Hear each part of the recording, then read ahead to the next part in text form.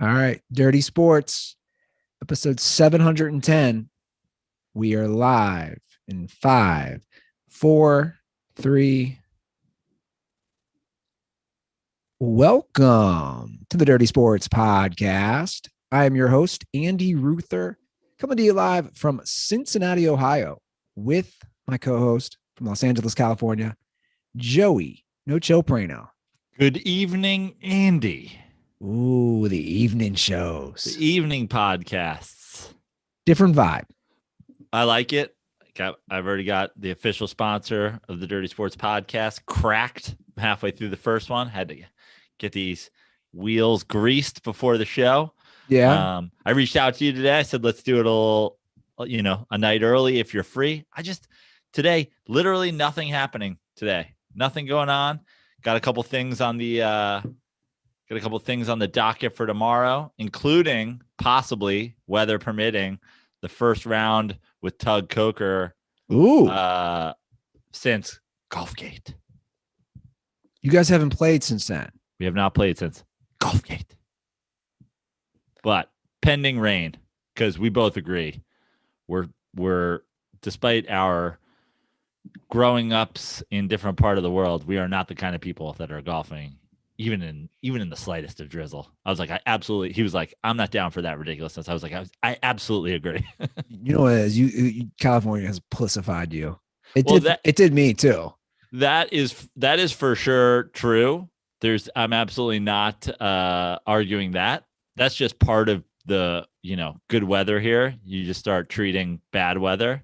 But I'm usually generally fine with the cold, the rain, the snow. But I'm still, I'm still like relatively new in the golf life. I don't have all of the things I need for a day like that, specifically like a cleated golf shoe. And I'm not going playing slippery golf with my knee. And so when Tug said I was like 100%. If it's raining, we cancel. I actually texted with Tug yesterday too. I let him know that I can say this now tentatively. I will be in the City of Angels next month. That's right. We're in. I'm broadcasting live from what we're calling Andy's room. Tug's hilarious. I'm actually gonna pull it up on my computer. His text to me was the most classic Tug, and the DirtBalls I know will appreciate that. I was saying how, like, hey man, I'm looking to fly in next month, and are you gonna be around? I said, I'm flying out for 10 days in LA next month. And he says, yeah, I'm around until the baby arrives. I said, well, when does the baby arrive? He said, 4/22, technically. I said, well, I fly out 4/21. And he wrote, I don't even care. You can come. I can see regardless, baby or not. Like, it's just like Tug. First, he's like, baby. And then he's like, I don't care anymore. I like it. Yeah. It's good. Well, the Dent Den will be ready for you. The Dent Den. He sleeps in there like a bear in his den. The Dent Den. Will that be the... Look at that. We got the wrong side. We got the Walton on the wall. We got, me as a horse. Will that be... There's a TV in here, Andy. You're ready to go. We got Zach Olmstead's graphic of the human brain on the wall. Will that be Kyle Aronofsky sent me that Hunter Thompson thing. Like it's the Dent Den. By the way, Kyle's got a good call today. I'm looking forward to hearing your... I was thinking about this the last time we listened to a Kyle call. Kyle's got to be the most played caller on the Dirty Sports Podcast, right? Kyle or CT? Yeah, it's probably Kyle though. Yeah. He's got a good call. It's going to be a trip down memory lane for you and I. I'm actually going to be curious where you were when these events happened. There's actually a lot of good calls today. Great. 310-359-8365. Quick plug for the hotline if you guys got anything in your mind, and it does cut off at 2 minutes.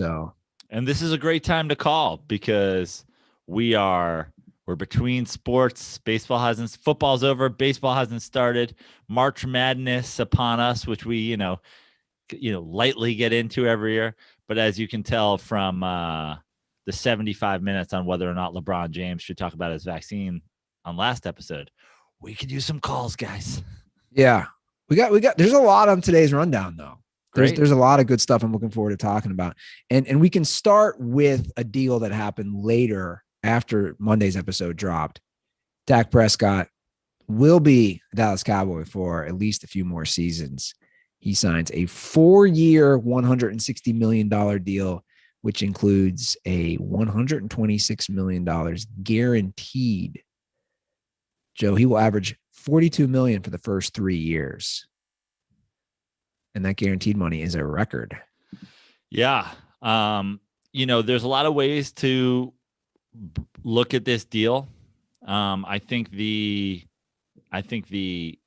two kind of major counterpoints are Dak Prescott is a top 5 paid quarterback. I mean, where does he rank in terms of like per season? Obviously, he's not.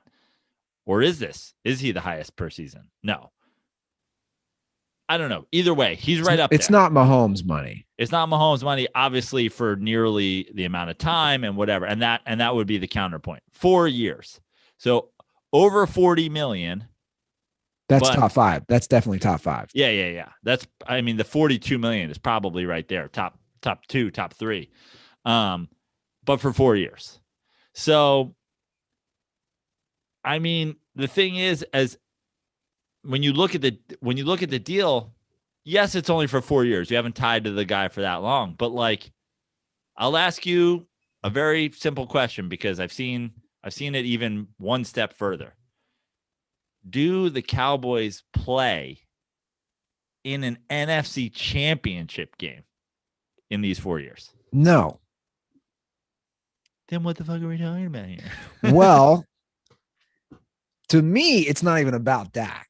I'm on my big thing now about the owners and management and the upper level executives making these decisions. And to me, that's why. Jerry Jones, he had his run. They won 3 Super Bowls in 4 years. That was 25 plus years ago. That was the Jimmy Johnson run. Like Jimmy Johnson called all the shots. He made the deal. He made the Herschel Walker trade. He rebuilt the team. Obviously, Barry Switzer gets one on the heels of that, which is basically the same run, and then nothing. And I mean, Jerry Jones, the GM, has been a debacle. I'm not against let me step away from being a New York Giants fan. I'm not against the Cowboys, signing Dak Prescott long term, because I think, if you're a Cowboys fan, it's like, what are you upgrading? How are you upgrading? I mean, are we talking about, we would have been better off trading for Russell Wilson? Or that's a pipe dream. You know what I mean? That doesn't necessarily happen. So you've got Dak coming off an injury. He's been good. He hasn't been insanely good. But to me, it's almost like a long-term, less money deal is almost even a better call than a short-term gigantor deal. I mean, it's a gigantic amount of money. And I've seen the multiple tweets. Basically, it's between him, Zeke, Amari Cooper, and like one Lawrence, I think maybe. And like 1 or 2 other guys is 85% of their cap or some nonsense, 60% of their cap, whatever the number is. It's 40% of their cap. They've gone all in on 4 guys, and they haven't been. And by the way, they've had all these guys. They've had them all. I couldn't agree more. You're not saying, hey, we're tying all of our money to Cooper and Elliott, and we're bringing in this quarterback who's going to make it all work. All of these guys have been there. And by the way, those are terrible guys to just hide. Like if you look, like it's a pretty simple formula. And I don't know why most teams don't follow this. It's a pretty simple formula in the NFL. You have to spread the money around, and you definitely can't tie your money. But look what the Rams did just a few years ago, right? Where they tied that money to so many guys. Jared Goff, Todd Gurley, Brandon Cooks. My point was, then they dismantled that team. You really can't do it. Like Zeke, I'm looking at Zeke's stats right now. Zeke had his worst year last year. Right. Zeke's already in the decline. I'm sorry. I'm going to say it. I know he entered the league in 2016, but the running back is so, the lifespan of the running back in the NFL is so short. Like, that's a terrible contract right now, the Zeke contract. Even the Amari Cooper one. I get you got to make decisions, but I agree. Look, the Cowboys, I don't mind them re-signing Dak. I like Dak. I think he's pretty good, but you know what? It takes us back to the thing, all the people, I've been a Kirk Cousins destroyer and a Kirk Cousins truther, and all the people who come at me about Kirk Cousins. It's not about Kirk Cousins. That's why I hate to say it, but like Ryan Fitzpatrick or Kirk Cousins, a guy that'll play for free or a guy that'll play for $35 million. The gap isn't as big as the 15 times the amount you have to pay him. And that's the thing with Dak is Dak's fine. But Dak for $40 million or Andy Dalton for $0 million. Well, you got to find something in between, which is not easy. It's not easy, but Ryan Fitzpatrick does walk the earth. You always come back to Fitzy. I'm just talking about guys. It's an example of a guy. I mean, I hate to say it. You know what I want to get going you back to, Jameis Winston for $4 million or Dak for 40 or Dak for 40. I want to get you a jersey that somehow encompasses every team that Fitz played for. I don't even know how that's possible. Don't do it yet. Wait a couple more weeks until we've added another team to the list. He's played for 9 teams. He's played for 8, but I'm not even looking soon. Yeah, I haven't even looked, but I'm just guessing. I want to say around 8 or 9. My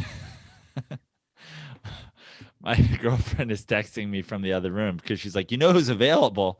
Josh Rosen. Because we just saw him on the Strand in Manhattan Beach. Poor Josh Rosen. I mean, he's not poor. Yeah, I mean, like, what was he doing? You saw him today. What was he doing? Just walking. I said, and I think I texted you. He is like, he's the next in a long line of like QB busts. Turn South Bay like sweatpants and flip flop wearing coffee guy. Like, well, he's from there. He's from there. Beach. But I've seen Liner walking around in slides. Like, I know 10 times. Getting a muffin. I know. Like, all right, Zach Liner, and it was the same thing. Just seeing Josh Rosen just like walk down the Strand, just like he wasn't jogging down the Strand. He wasn't running down the Strand. No. He was cash walking down the Strand.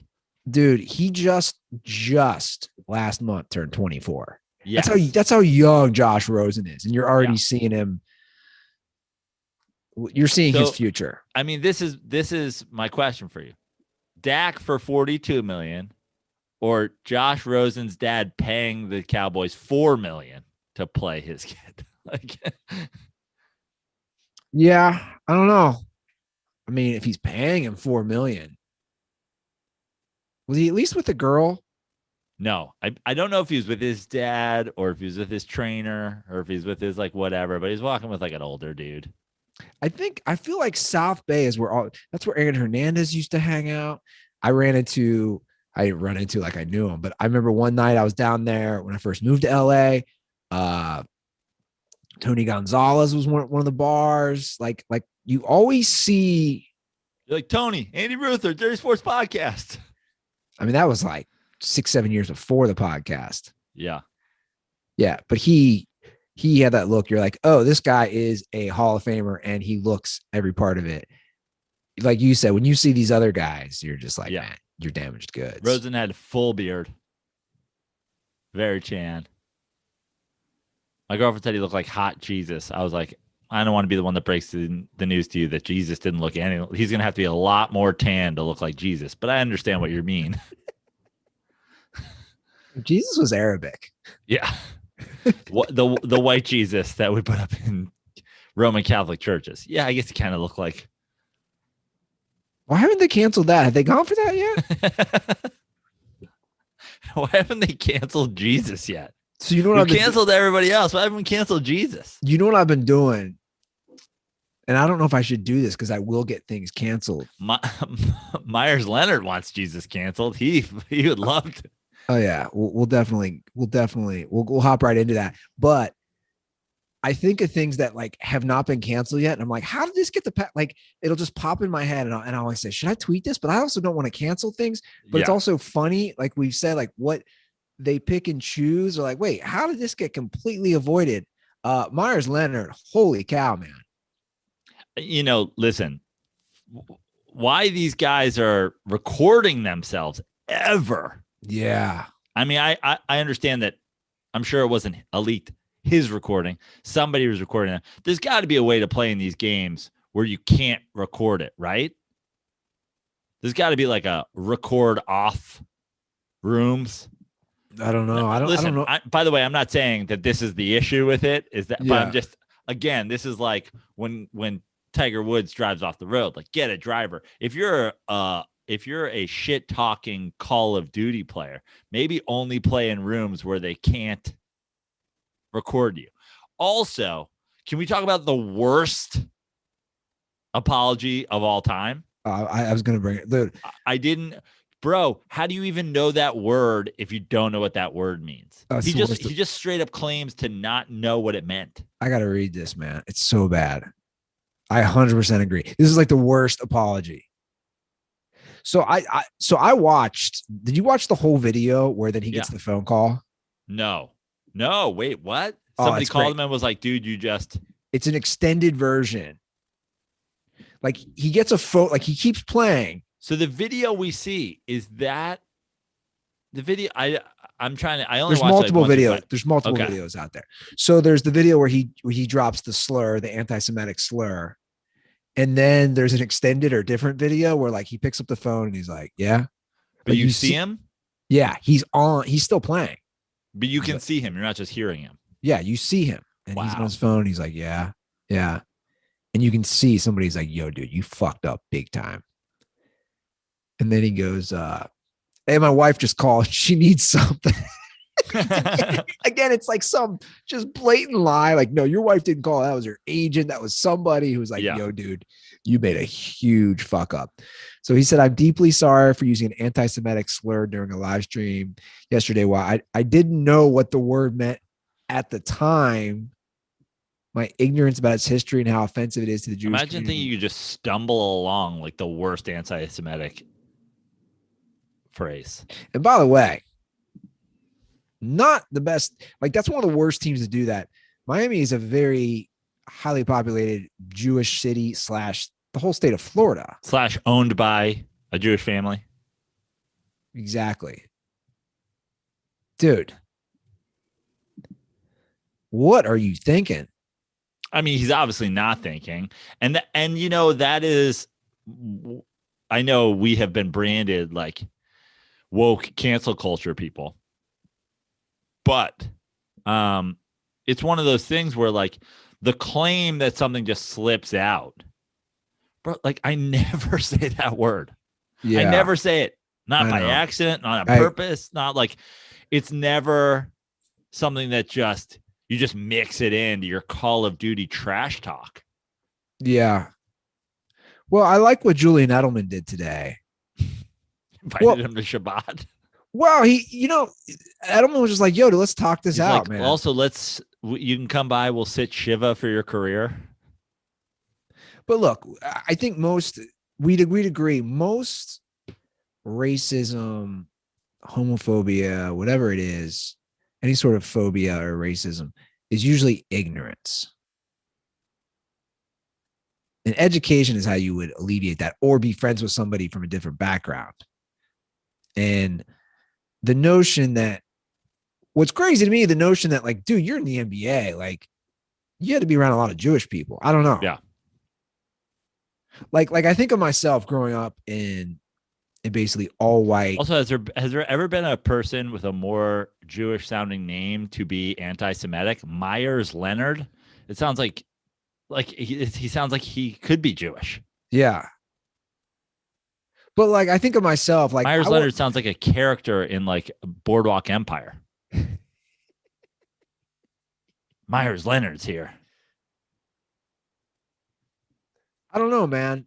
I mean, especially being Miami, like,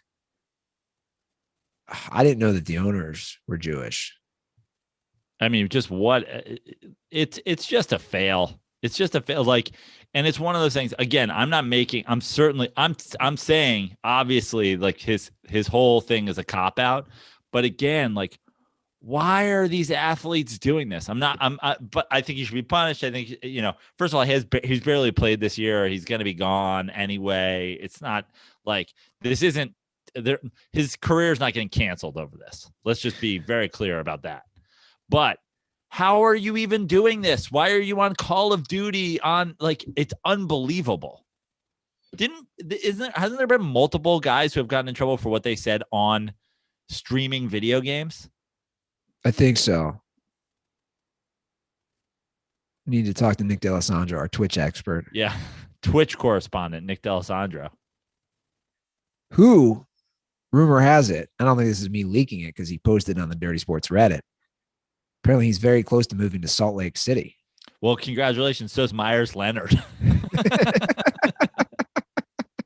I heard Nick saw that documentary. Meyers Leonard. I think going to be two people who want to move to Salt Lake City. The question I would say or ask,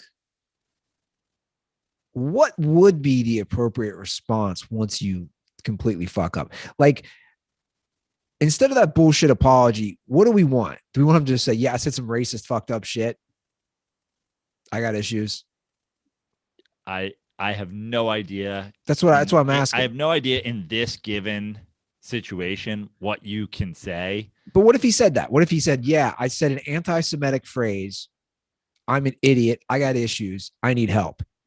If he just 100% owns it, it's better. Like, but that's what I'm saying. If he 100% owns it, it's really tough to be like, that's a bullshit apology. Like, wow, he just claimed he owned it. I always think that that's a better route. And I've talked about this even from the Tiger thing and whatever, is like the Tiger thing and the Letterman thing happened almost simultaneously. Like they happened like very close to each other. Remember Letterman just went out on his show, owned it, then took a commercial break, came back and did his interview. Like it wasn't even trending for as long as this episode was on. Yeah. He was just like, you're going to hear some stories. This guy's trying to, blackmail me. I had inappropriate relationships with one of my staff members. Regis Philbin will be out in 3 minutes. It really did fall like under the radar because he owned it. And it was just, you sure it was around the same time? I feel like they were in the same, even if it wasn't in the same months, it was like, it was in the same general amount of time. You sure? I could have sworn it was like 4 or 5 years earlier.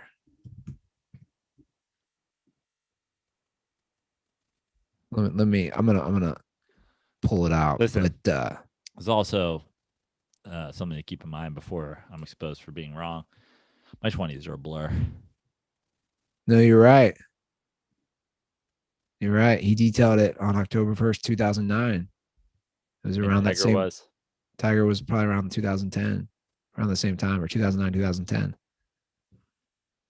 I don't want to drop this mic because I'll break it, but unbelievable. The light drop. You love Letterman. Oh yeah. I'm not the biggest fan. I don't know. I tried to watch some of his show. Anyway, I'm not going to say a slur about Letterman.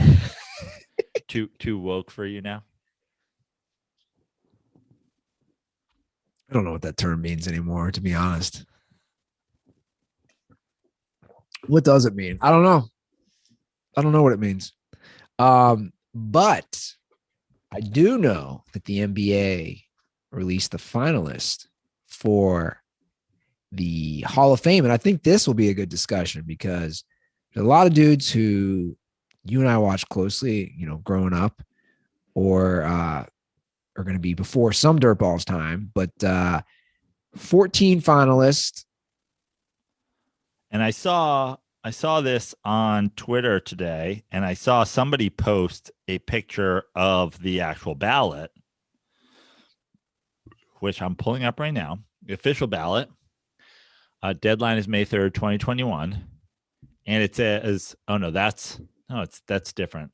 That was a Rock and Roll Hall of Fame. Well, may as well pull that up as well. It's an interesting question as well. So can you vote for as many people as you want? I confused my 2 Hall of Fame ballots today.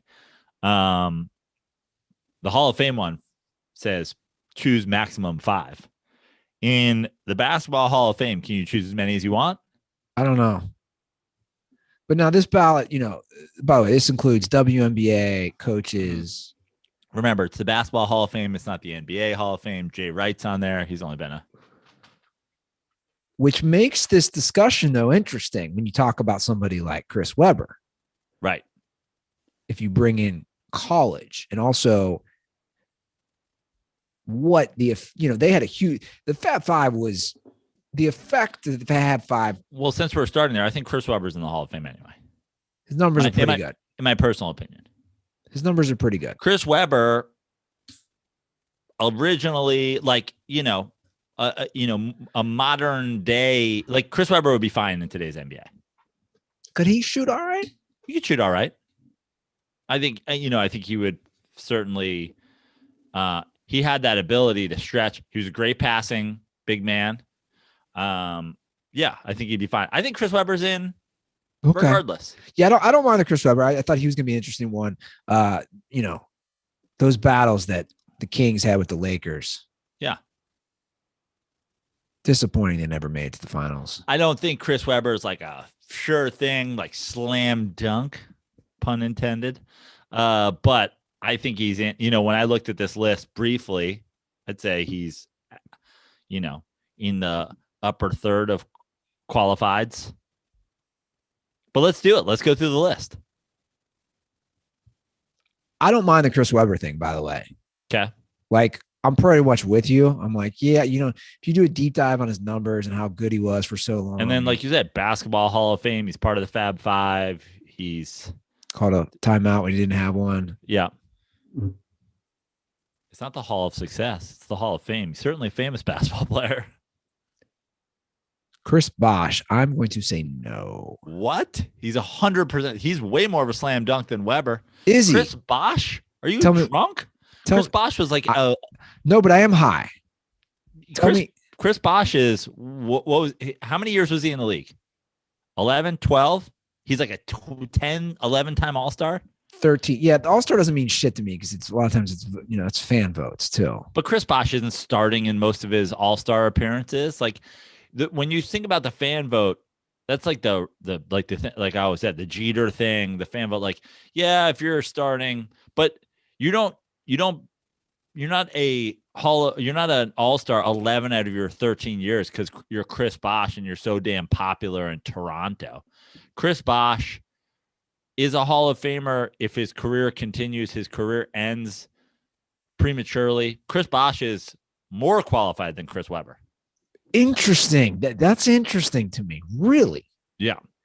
Part of championship teams. But he was also on those. He's taken Raptors teams that have no business in the playoffs to the playoffs.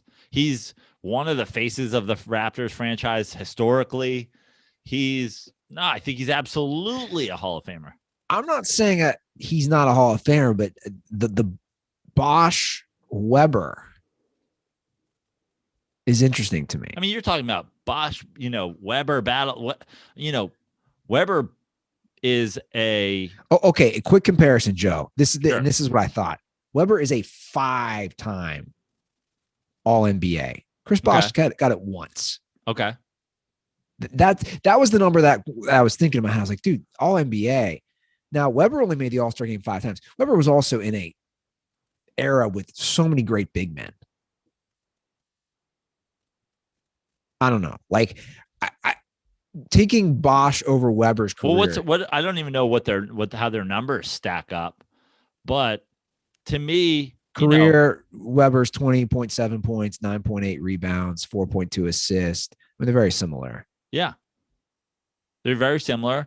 Bosch is a little lower in all those. Yeah, very similar careers statistically, but Bosch had to leave, relatively peak. I just think we are, you can only play as long as you play. You know what I mean? Yeah. Like I understand he wasn't injury prone. He didn't have to leave. Like we're not talking about, and for the record, Weber was. Right. But I'm saying like Bosch could still be playing today. And if Bosch was still playing today, to me, there's no doubt about it. And, he has to leave early because of a heart thing. I think what he was able to accomplish in the time he was there, I think he's a no-brainer Hall of Fame. Okay.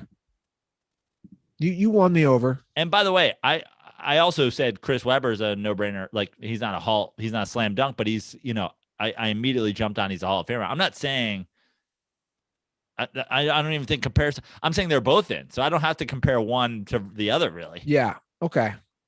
Now here's an interesting one. I'm thinking you're going to lean the same way I am on this. More towards our era, definitely. Tim Hardaway. Tim Hardaway's a no, but Tim Hardaway is a borderline. He's on this list, and I think that's appropriate. But Tim Hardaway was clutch. He was really good. He's on the TMC Warriors, but he obviously he excels on those Heat teams.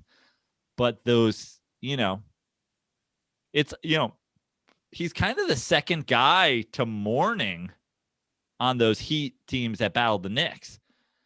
Now they don't go on to play in an NBA Finals. Yeah, he's no for me. Now but the killer crossover and the UTEP two-step, I mean, he changed how I messed around in the basketball court. No, he would have been canceled for all that crazy shit he said. Oh, he basically did get canceled before canceling was even a thing. All the stuff he said about homosexuality. Yeah. Not to dig up the demons, but just felt like saying that. He has welcomed Meyers Leonard into his Miami home to chill out for a little while. What's going on with the Heat, man? Better check Pat Riley's closet, man. See what you might find some crazy stuff. Now, during a recent NBA game, I can only remember which one. Actually, I think it was the Mavs national TV game in the last couple months that I was watching. Yeah, it was the Mavs because we're talking about Tim Hardaway Jr. Right. His dad was brought. Yeah, that's what I'm saying. But his dad was brought up. Mark Jackson was talking about Tim Hardaway Jr., which segued to Tim Hardaway. Mark Jackson was so defiant on he's a Hall of Famer, which, I don't know. It was interesting to hear that. Like he was very adamant. I would say I'm a bigger fan of Tim Hardaway Sr.'s game than the majority of NBA fans of my era. I think Tim Hardaway was underrated. I think Tim Hardaway was as responsible for those Heat teams being pseudo contenders as any other person, maybe besides Pat Riley. I think he was a fantastic basketball player. And I think the conversation about whether or not Tim Hardaway should be a Hall of Famer is what he deserves. That being said, I think he is not. Yeah, I agree. I would say no. Now, if he was Canadian, that's the thing that's about the Basketball Hall of Fame. If he was born in Puerto Rico, he'd 100% be in. Sure. Yeah, that matters. It is unfair, like that Dino Raja's in and Tim Hardaway won't, but I don't think Tim Hardaway is a Hall of Famer. I mean, you've got all the stuff in front of you. What's Tim Hardaway's career numbers? Tim Hardaway's career numbers, 17.7 points a game, 3.3 rebounds, 8.2 assists. 17 and 8 is pretty good for a point guard. It is. They didn't shoot like they shoot nowadays. Right. 35%. He was a pretty good 3-point shooter too. 35 back then. I'll tell you, where else I really liked Tim Hardaway was on NBA Jam growing up. Yeah. Who was he paired with? NBA Horning? Live, NBA Live 95. My team was the Hardaway, Sprewell, Mullen, Billy Owens, Chris Webber. Whoa. Warriors, and I was unbeatable. Did you ever use the cheat code where Latrell could choke PJ Carmelissimo? No, but I'm glad you brought up Latrell, because I'll say this. Chris Mullen is obviously in the Hall of Fame. Latrell Sprewell, not in the Hall of Fame. Is Tim Hardaway a better player than Latrell Sprewell was? I'm going to say no. Just like you Yeah, know. I'm going to say yeah. Okay. I'm going to say no. Latrell Sprewell, 18, 4 and 4. In those Knicks Heat series, if you called up Pat Riley and you're like, we'll trade you Latrell Sprewell for Tim Hardaway, he would have been like, I will take it, and you're no backsies.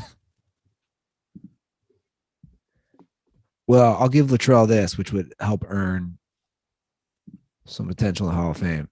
Wasn't he the creator of the spinning rims? Yes. Right? I believe that was Latrell Sprewell. And that's not a thing anymore. No.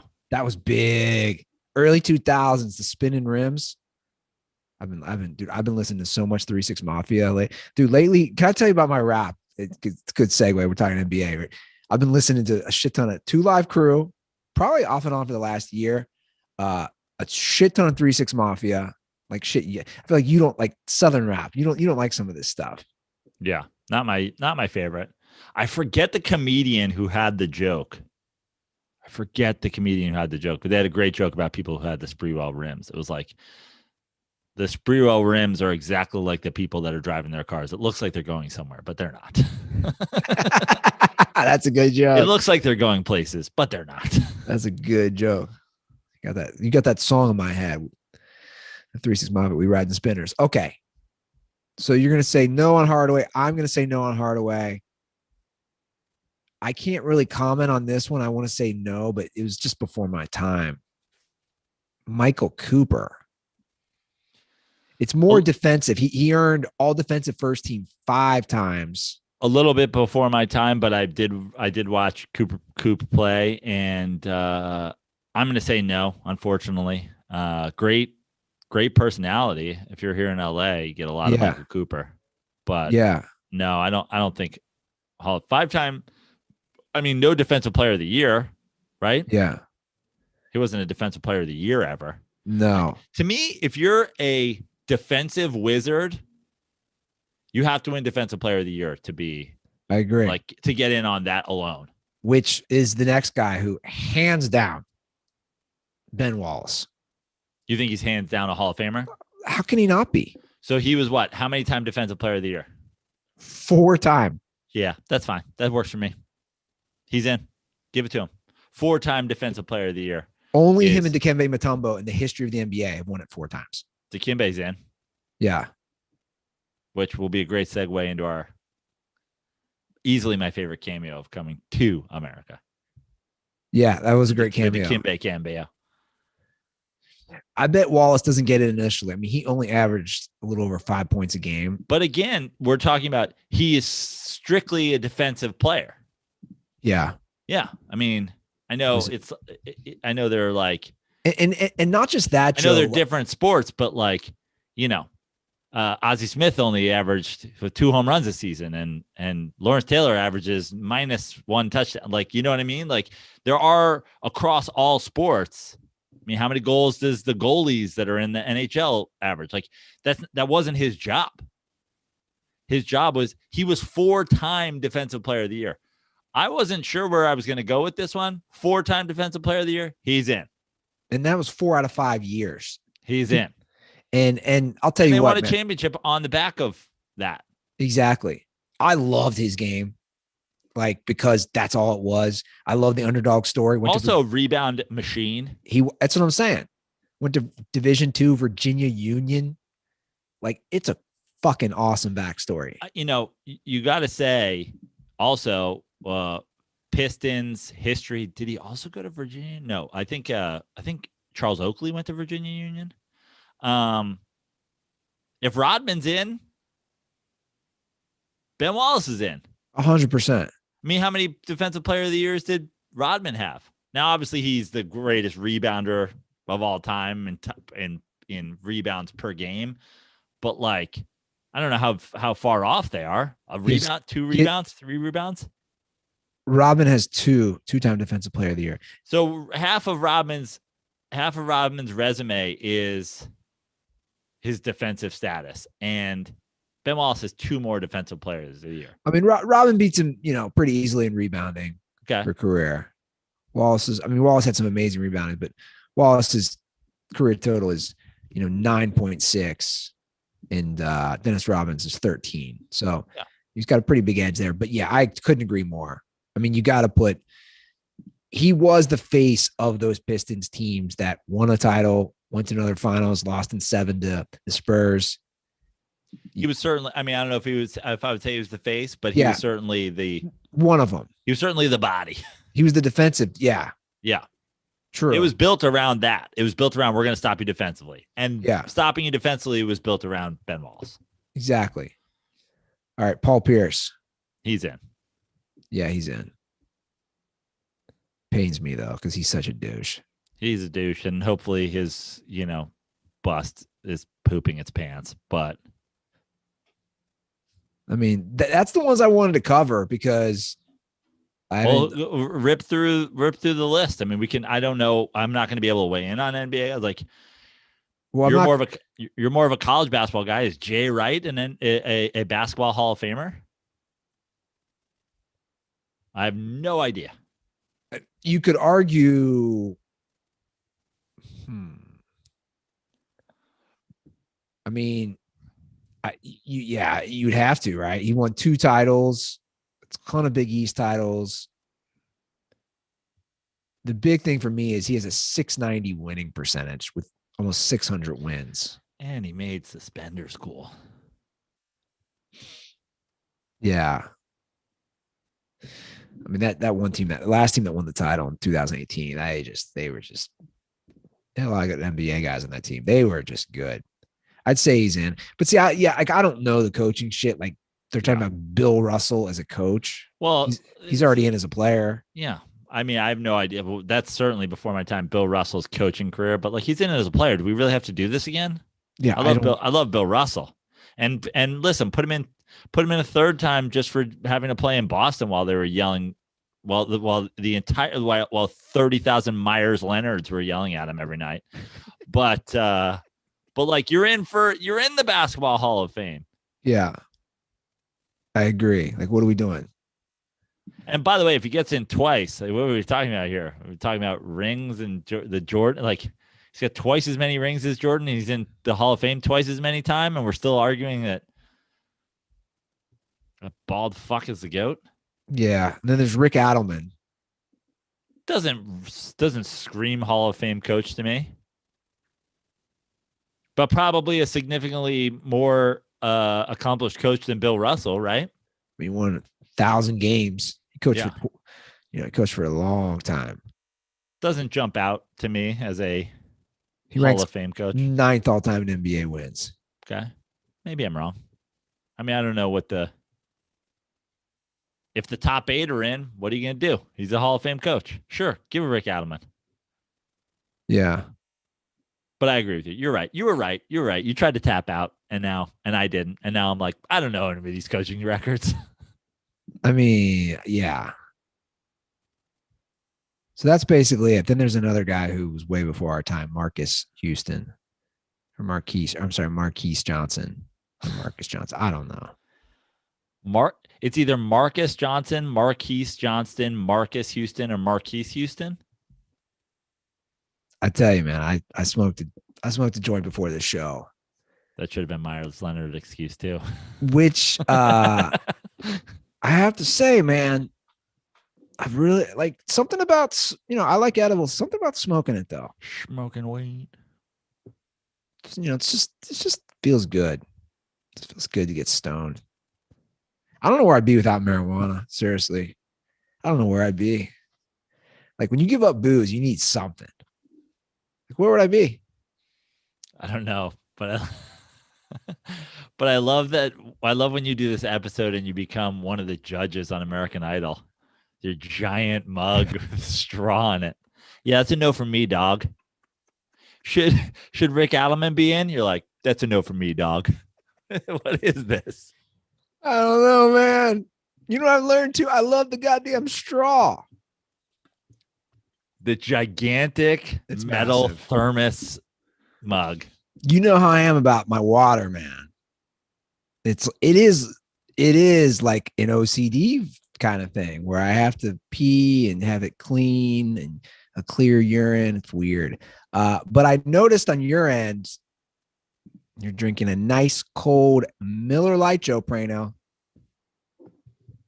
The official sponsor of the Dirty Sports Podcast. The original light beer. And a fine Pilsner. A fine American Pilsner. I just love it so much.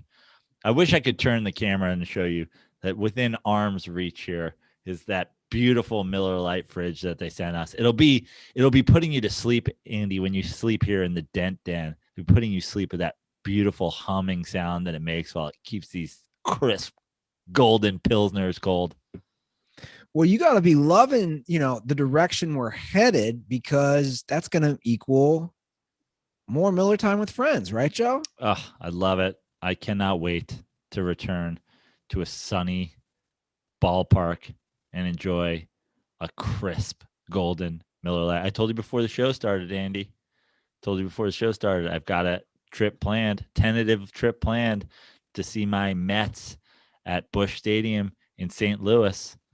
And I'm not going to name names here, but not the preferred beverage they would have me there, but I'm going to buck the trend. And I will say, damn you, St. Louis people. I'm having me a Miller Lite. It's the best Pilsner there is. That's right, guys. It's the best beer there is. Miller Lite, great taste with only 96 calories and 3.2 carbs. However you and your friends are enjoying Miller time, you can have the original light beer delivered by going to MillerLite.com/dirty sports and find the delivery options near you. Celebrate responsibly. Miller Brewing Company, Milwaukee, Wisconsin, 96 calories and 3.2 carbs per 12 ounces. So we got through the Hall of Fame, I believe. I'll tell you who's a first ballot Hall of Famer. Miller Lite. Yeah. First ballot. They already wear a golden jacket. They've already got a golden top. It's a good plug right there, Joe Praino. Thank you. It's a great plug right there. You want to talk a little coming to America? Yeah. I watched it today and I texted you and I said, did you see it? And you reminded me that you did see it. And then you put up a picture of faux Joe Praino on Twitter. I mean, he's pretty close to you, by the way. Yeah. He was also in One Division. You know who called that out? Who's that? My sister-in-law, Kelly. I was watching it at my brother's place. My brother, he crashed early. Like he fell asleep on the couch. And she could not stop. We were dying. She's like, that's Joe Praino. She's like, pause it. You gotta put this out Hilarious. there. I love it anytime anybody has a mustache now. People are like, it's Joe Praino. Yeah, I mean, it kind of, there was enough there. Sure. There was enough there. Brown hair, thick stash. There was enough there. Yeah. But I'm curious to hear your thoughts. Now, before we go into this, after watching the second one, I rewatched the next one, the original the next night, which I'm glad I did. They've been running it all over the place. Sure. And I've watched parts of it multiple times in the last couple of weeks just because it's been on. And I knew it was coming, and I didn't know I knew it was coming to Amazon.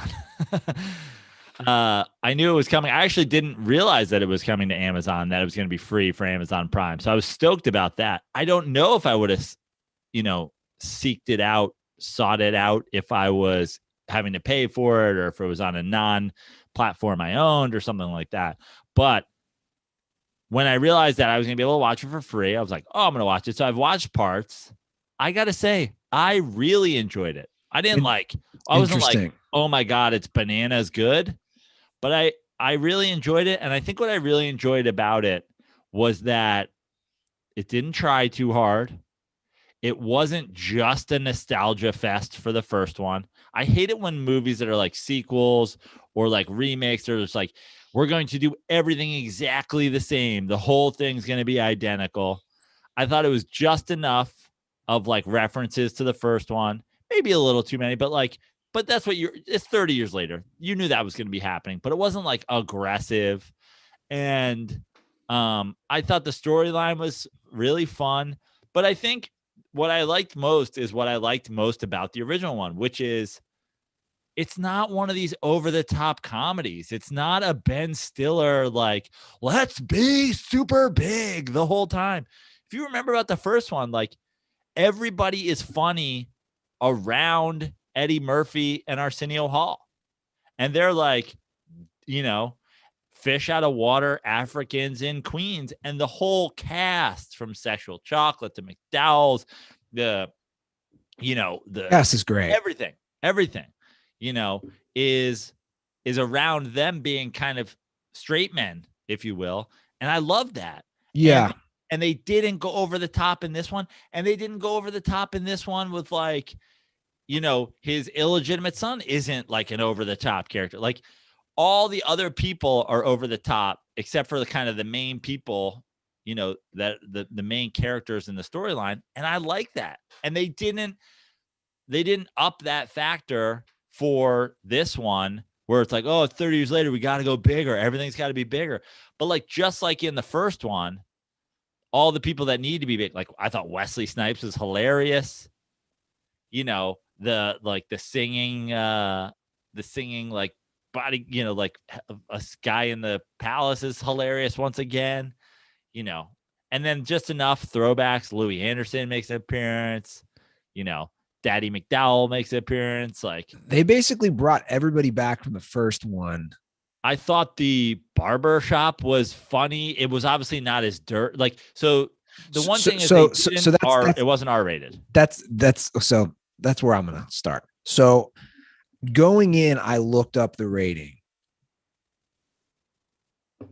I do have problems. Like if we're gonna be 100% honest here, I don't like when an R-rated comedy then goes non-R in the next film. I completely agree with you. Major League did that, and it was abomination. This wasn't. I agree. Like this overall was pretty good, but I just don't like what I liked about the first one. It's so good. Like it, Coming to America is a classic. Like it really is. It's so good. It's so funny. The cameos, like you said, what's so good about both is it's supporting cast is great. Yeah. Like in the first one, the Samuel L. Jackson scene is so funny. The landlord in the first one is so funny. There are so many side characters that are so funny. And I like that it was edgy. Like, in this series too, Tracy Morgan was great. I thought Leslie Jones was great. Yeah. No, for sure. I agree with you. I think, keep it R, man. I 100% agree with that. And it was missing that edge. It was missing fuck you. It was missing shut the fuck up when he screams out the thing. Because they do that joke, but they don't do it like, but here's what I'll say. I just gave you a review and then I get to that. Like I thought it was good enough, but I 100% agree with you. That is what kept it from being like another classic. Yeah. I agree. I mean, it's good. Like we said, all those people were great in it in the second one. And holy shit, man, black don't crack. I mean, from everybody, right? That's what I'm saying. Every actor looks great for their age. His wife, you're like James Earl Jones ain't dying. Dude, he's 90. 2 years younger than he was in the first one. That's what I'm saying. My brother and I were looking on our phone. We were talking about that when the movie started. We're like, oh, everybody looks so good. His wife, who plays Lisa, Sherry Headley, the actress. Dude, she looks great. She's like 57. Yeah, she looked amazing. Everybody, Eddie Murphy, Arsenio Hall, like everybody in their 50s, 60s, everybody looked great. Yeah. Wesley Snipes is like 95, but he's like a real vampire. He's basically Blade. So like, no surprise that he's the youngest looking person in the cast. I thought he was great. Like the warlord style. He was great. Yeah. I 100% agree with you. I would say, listen, Is it a classic comedy? No. But like the bar has been set for remakes, sequels, all this stuff to be so garbage. And I enjoyed it. And I even think when he arrives to the barbershop for the first time, all the jokes about them, like all the African jokes about them were hilarious. And yes, if it was R, it could have been an 8 out of 10. It's probably more like a 6 out of 6.5 out of 10. It could have been, who knows how great it could have been if they went R, and they should have. Because why not? Why? Because I agree. Why? Eddie Murphy doesn't swear anymore, and he only does but this could have been the return to that. So I agree with you. That would be my criticism.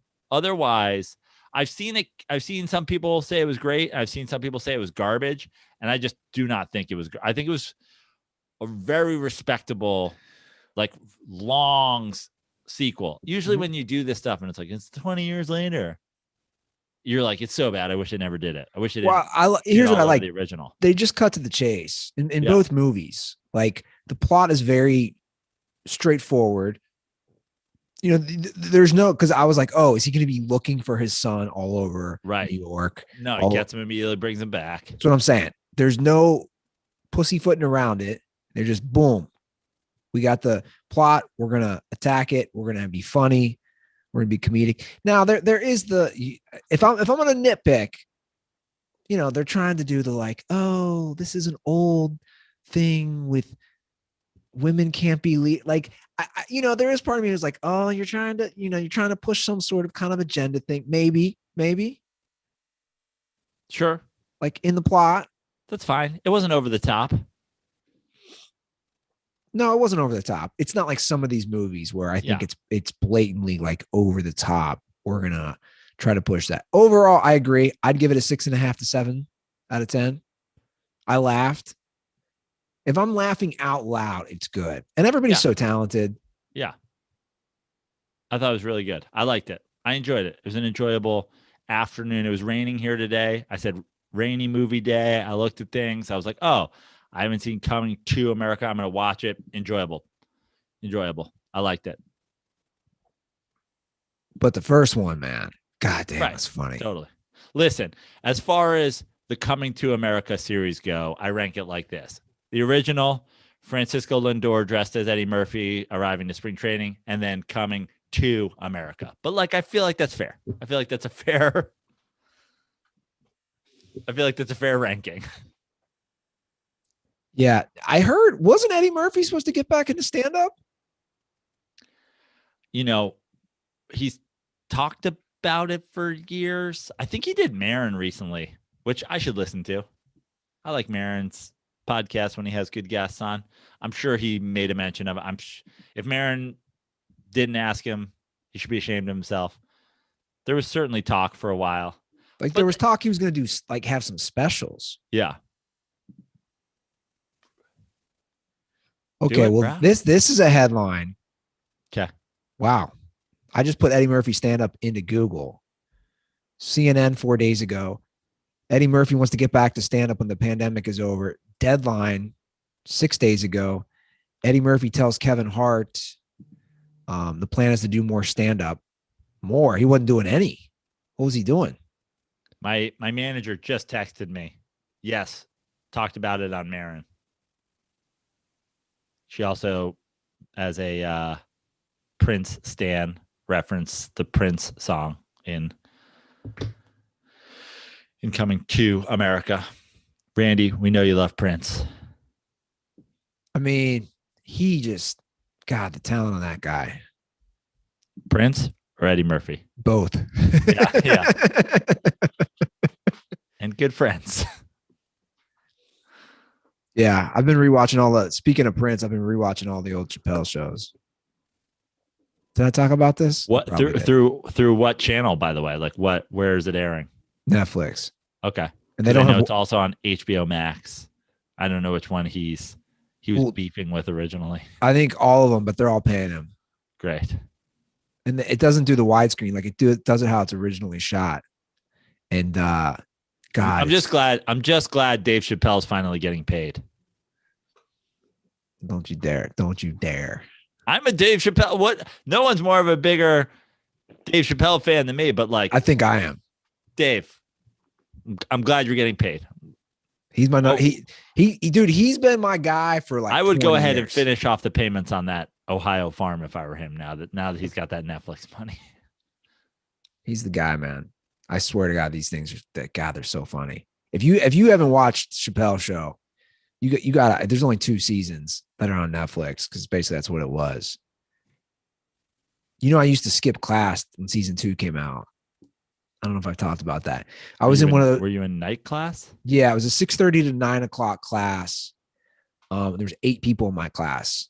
It's one of those 400 level English, like British literature classes, whatever, at that point of college where, you read books and you discuss them and write papers. And when the second season came out, I believe the second season came out in January, and the show, this is pre-DVR, the show would start at 9. Class ended at 9 Central Time. So I started leaving class. Again, it's an 8-person class. You're not even in a classroom. It's like this small, almost like just discussion room.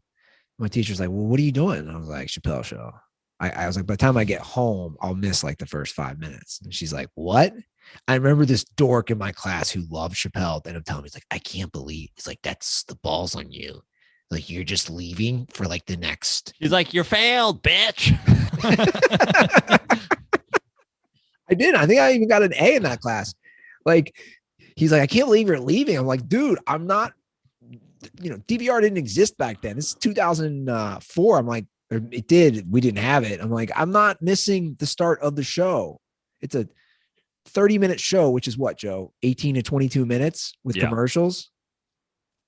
And damn, it was funny. I can probably recite more lines from that show than any other show. Like, I've watched, because there's only 2 seasons, I've watched Chappelle Show definitely more than any other show I've ever watched. It doesn't even come close. Like, I own all the DVDs. I mean, that's the thing too, is like, that was the whole thing with his huge deal, was because it was like one of the first shows where everybody was like, I have to own all the seasons so I can rewatch it. So he sold hella DVDs. And then they saw how many DVDs they were selling. They were like, 50 million to come back. It's crazy, man.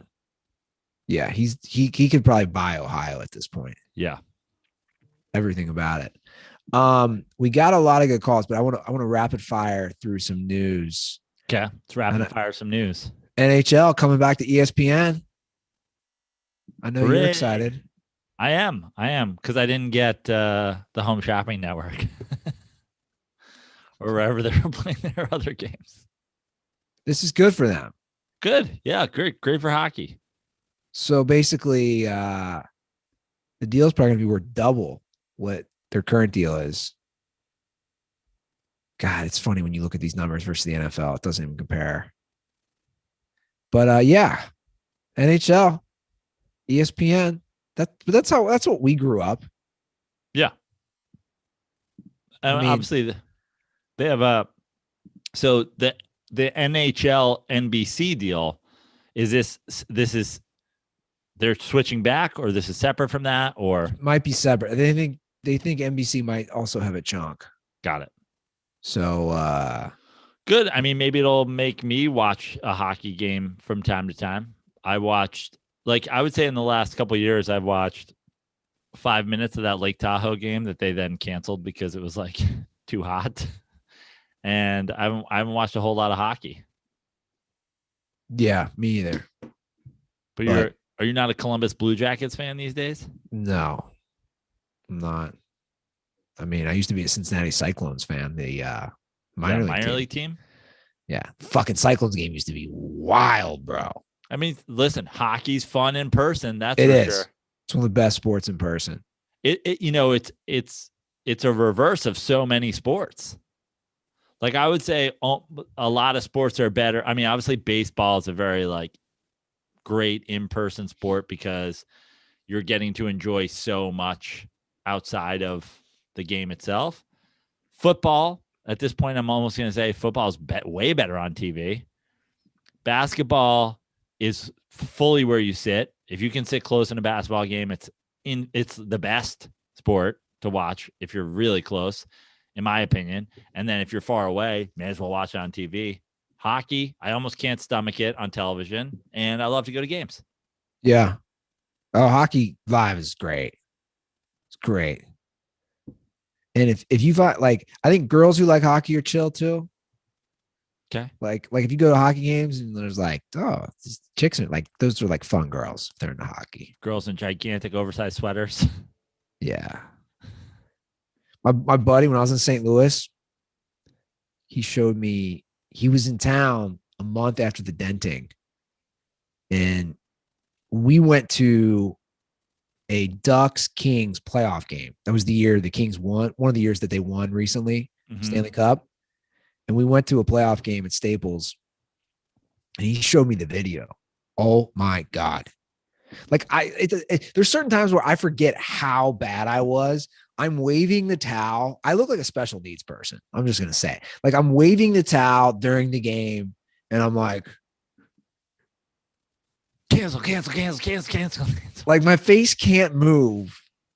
Oh, this is right, post denting. Yeah, this is like a month after the denting. Right.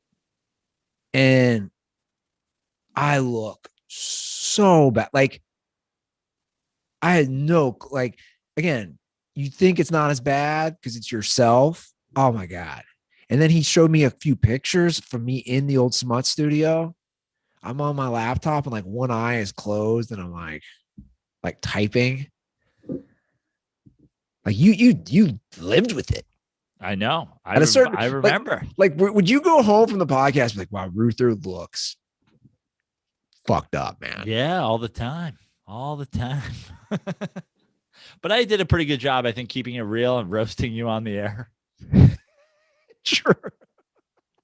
It's not like I was keeping it to myself and going home. No. And Andy looks bad. It's a good point. You did call me Vanilla Sky. Yeah. I still have a lot of here's a sad thing to admit. You know, I've been to a few Ducks games. I have yet to be to an LA Kings game at Staples.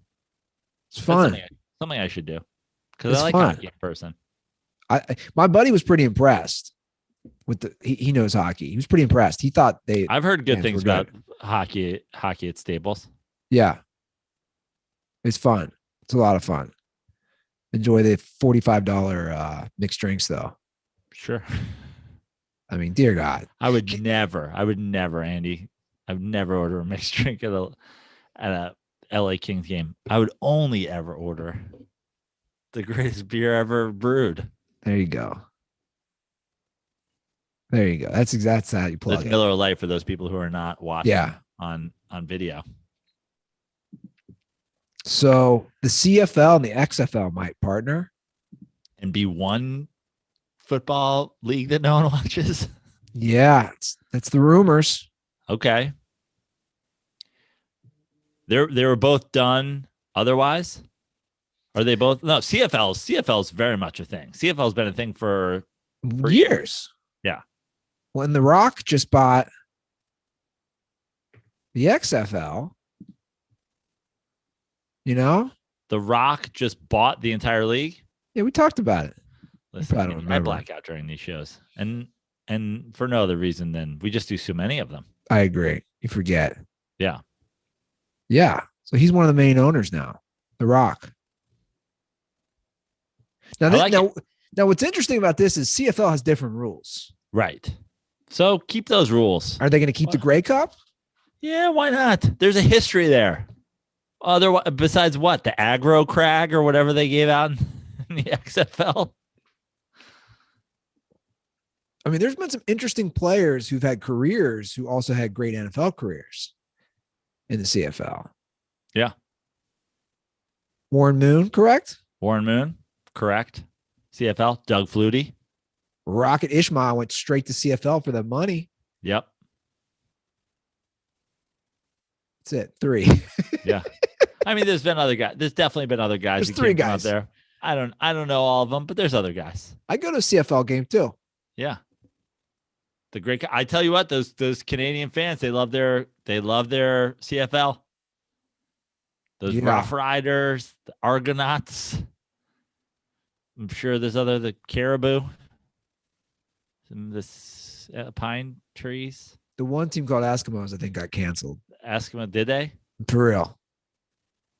I just can't keep up at this point. They were the CFL's Redskins. Yeah. Actually, if they would have changed it, I don't know what, I'm assuming the mascot looked like somebody, Stampeders. You call an Eskimo. They should have changed it to two friends high-fiving with the girl in between, that they realized that they were Eskimo brothers, which I'm a fan of, for the record. Being Eskimo brothers with somebody? Yeah, I like it. Okay. Sharing's caring. I think it's great. I don't even know if I'm allowed to say sharing's caring anymore. Cancel. Do girls have a similar term? Do women have a similar term? I don't know. I actually would love to know the answer to this. Do women have a similar term? And is this a strictly male heterosexual term? Do gay men say Eskimo sisters? I got a lot of digging to do. I'm going to find this out tonight. I'm going to text different peeps with different backgrounds. Be up late, Joe. That's what happens. Also, what do Eskimos call each other if they both hooked up with the same woman? Just brothers? Yeah. I actually don't know this. This isn't like, I'm not trying to be funny or something like that, but did they change it? Like, is the term Eskimo is it like Redskins? Like, was it considered a slur, or they were just like, how dare you call your team the Eskimos? Like, we didn't. I think that was something.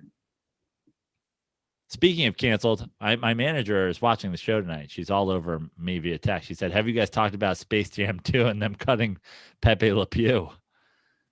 Well, it's funny that she brings that up, because there's two things with Pepe Le Pew. One, we talked about this years ago.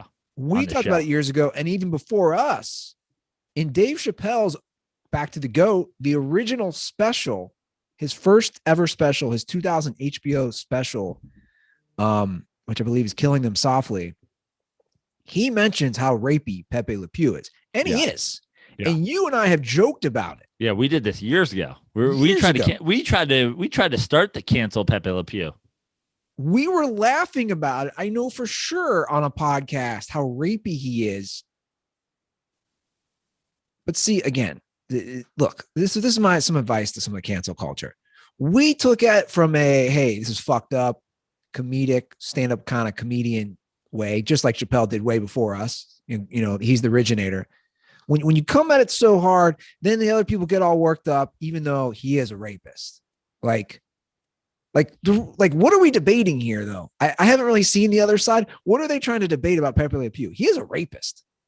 I believe Ben Shapiro's response is that, he was a valuable member of the Space Jam squad, and what people do in their private lives should not affect their playing time on their basketball teams or something like that.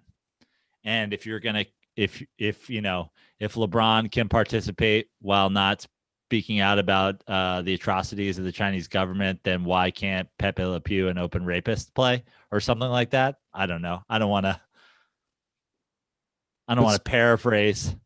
But Speedy Gonzalez is not canceled. I don't know. No. But again, Speedy Gonzalez. And you know who defended? You know who does the voice of him in Space Jam 2 is Fluffy. And he went hard on Twitter, like, don't you dare. Because the person who wrote the New York Times piece also tried to cancel Speedy. Right. And then all the Mexicans, I don't want to say all, I'm like, all the Mexican government stepped in. Most people who are Mexican, they're like, dude, nope, you're wrong on this one. We love Speedy. I just don't know why we didn't cancel Pepe Le Pew for a cross species, pursuit. Like, she wasn't even a skunk, bro. She just accidentally would get her tail painted in every episode. It was the same. Also, Pepe Le Pew, he was so far down the rankings in terms of Looney Tunes I needed to see. Oh, he was one of the worst. But Foghorn Leghorn has weighed in. He's been, well, I'll tell you, as long as Pepe Le Pew is a stand-in for the anthem, he can be on my team anytime. Blue Lives Matter. You're like, okay, Foghorn, relax. Pepe was also definitely. Oh, if we're going to cancel Pepe from the team, we should talk about this stolen election. Am I right? And you're like, all right, Foghorn Leghorn, you need to relax. I mean, who is the best Looney Tune character? So you want to hear something? My favorite of all time, and I wrote about this. We had to write about our heroes. We took a practice SAT in high school, and we had to write about somebody who inspired us. And I wrote about how Wile E. Coyote just will not, like, I've never seen somebody with more hustle and heart. The guy just refused to give up. He refused to give up, and he tried everything. He tried rockets on his roller skates. I mean, this guy has spent more money on anvils than everybody know. His bill at the Acme Co. has got to be like, he's been paying off these credit cards for years. The guy never quit. He was like, I'm going to get that Roadrunner, and I am not going to quit. And I wrote about him being my hero, and my teacher was so livid. He was like, people are writing about Rosa Parks, and you're writing about Wile E. Coyote? And I was like, I don't know what you want me to tell you, man. The guy just did not quit. That is funny. You did a whole paper on Wile E. Coyote. Yeah. And then in the SATs, marijuana is a hell of a drug, buddy. This is before I even had smoked for the one time in my life. And then on the SATs, it was literally the exact question. I was like, well, now should I not write Wile E. Coyote? I think I wrote about Jackie Robinson or some shit, and I didn't even care. I was like, can you believe what he went through? Meanwhile, Wile E. Coyote, the dude never quit. Best Looney Tune, in my opinion. And, rooting for the villain a little bit. Yeah. I'm not going to debate it. I don't know who I would choose. I know I don't care about Space Jam 2. I didn't care about Space Jam 1. Still haven't seen it. Yeah. Or did Nick and I watch it? I don't remember. I think we watched it one day and I was like, fuck this. I'm going to get some food or something. Dude, it's going to be tough. I mean, I just wanted to, again, Yosemite Sam and Foghorn Leghorn, they're like, I hate defending a Frenchman, but like cancel culture is out of control.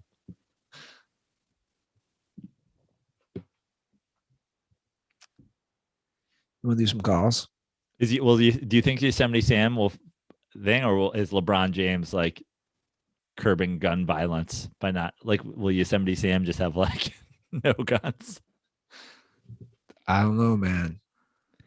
You're not getting me down this LeBron rabbit hole 2 episodes in a row. I'll tell you that much. I just know. Say it. I just know Clay Travis is like, listen, if Marvin Martian, who's not even from this planet, can stand for the anthem, so can NBA players. Is that his name, Marvin Martian? Yeah. I guess I don't know enough about the Looney Tunes. I love the Looney Tunes back in the day. When me and my brother were Looney Tunes stans. Like when it became like the Warner Brothers store or the Disney store, like at the mall, you're just like, dude, I don't even want to go into the Disney store. Like I'm all Looney Tunes all day. Of course, like Animaniacs. Like Animaniacs was great. Pinky and the Brain. Oh yeah. We have talked so much non-sports. I mean, this is I don't even know why we call ourselves Dirty Sports. I really don't. It's a terrible episode. We're reviewing Coming to America. We're talking Looney Tunes, all these non-sports things. Let's get to some calls where we'll do some more non-sports stuff. How about that, Joe? Sure. Is it?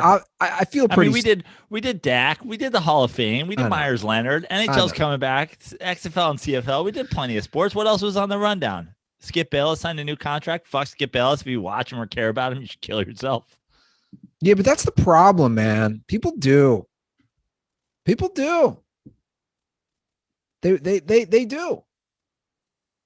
It's and our listeners do. Like I don't care. Honestly, I don't know. I blocked him like 3 years ago. I don't care. But like if you so I don't even see takes anymore. I don't see anything. I just let me say this. I don't understand the person who enjoys watching a pundit whether they're sports or politics, when you know they're not saying how they really feel. Yeah. I don't get that. I don't get it at all. Right? It's the same way that I don't understand. I think he's one of those people where But he's not interesting. No, he's not interesting. But I think he's one of those people who like the idea that Skip Bayless, I don't know what his contract was. Like you put this on the $32 million. Right. So here's the deal. He's made 1 million. His new contract is for 1 million times more than he should be getting paid. He isn't worth $32, but he drives attention by being like insane. So he probably does, like, in his heart, believe this stuff these days because he's like, I gotta believe it. I don't think he does. He's convinced himself that he's right. And he's like, yeah, it's worth 30. Yeah, who cares? But Joe, and you know what? Honestly, gives Shannon a great platform. Shannon is like on the right side of it so many times, and he needs Skip Bayless to be the idiot. Shannon's about to be a free agent. He's welcome on the Dirty Sports Podcast anytime. I mean, Skip. I can just hear him. Andy, come on, Andy. Come on. Talking about vaccines, Andy. Come on. I don't think most people know it's all scripted bullshit. I just don't. I don't think most people know that. And it is crazy to me that somebody can sit there and listen and actually care. But like, I don't even know anybody who watches those shows like well, nobody does. If you look at the numbers in real time, it's just click. It's like the late night shows now. It's just the Twitter, next day a clip. So Skip Bayless is getting paid $32 million to be a guy getting absolutely sunned by Shannon Sharp the next day on Twitter in 60-second clips. That's all. I mean, maybe it's because I follow Shannon and have Skip blocked, but like, I don't see a lot of viral videos where Skip's just like dunking on people. Skip's just always getting dunked on. But look, Skip is the Shawn Bradley of like sports commentators. His highlight reel is just guys putting their nutsack on him. But that's my point. I can't enjoy someone getting dunked on when I know it's fake. I don't get that mindset because it's not entertaining enough. At least when you're watching a reality show, you know it's fake, but like, I don't know. I don't get it, man. I don't understand it. I never will. Like, the fake crap is bad. Yeah. The day they announced his contract, the day before, it was the 140th. I have the tweet here. Listen to this. It was their show was the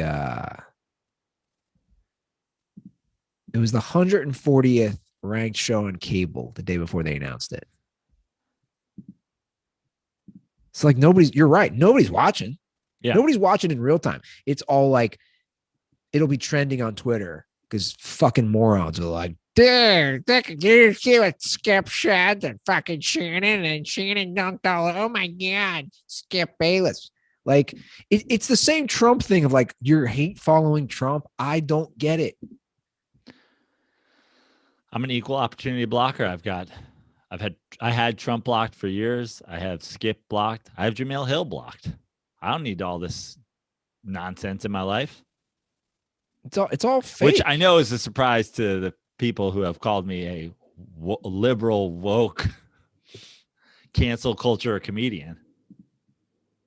I've got Shawn King blocked, although he's also got me blocked. So you're Eskimo brothers. We're Eskimo blockers. Let's get to some calls. First off, Venice Beach. This is from a SoCal DirtBall. This is his take on Venice Beach. Canceled. Hi guys. I heard that one caller's solution to save Venice Beach, and the problem is you can't save Venice Beach. It's gone. the best thing we can do is try to figure out some plan, maybe use the Lex Luthor plan for Superman 1 where he's firing the rockets to California. Let's just sink Venice Beach. Let's sink the entire coastline until Pasadena and La Cañada basically become the West Coast, the beachfront property. It'd be a lot nicer. Okay, stay dirty, guys. Bye. Venice will be back. Andy, we lived there in a window when it was like let's not convince ourselves that Venice was like great before we were there. We ushered in greatness to Venice Beach, but they called it where the debris meets the sea. I mean, it was a cesspool. Also ghetto by the sea. Yeah. I mean, even when we were there, you're right. The Dirtballs, if you've listened to the show long enough, you know, so many countless homeless stories. I mean, remember, Vince feasting on uneaten pizza slices, just, thrown away in like meth bonanzas. Yeah, it's gotten to a terrible place. Listen, there is so much that's happened in California, in the world, everywhere in regards to all this stuff. And, I talked to a police officer who was like, it's the stay-at-home order, and this is technically their home, and there's nothing we can do about it, and blah, blah, blah. And that's fine. Like, I don't even care about all that. But the bottom line is, it is coastal real estate in Los Angeles, California. The story was like 3 years ago that it was like the most expensive per square foot real estate in LA, with all the nice, with Bel Air, with Beverly Hills, with all that stuff. Like, it's still coastal. Like, it will be figured out.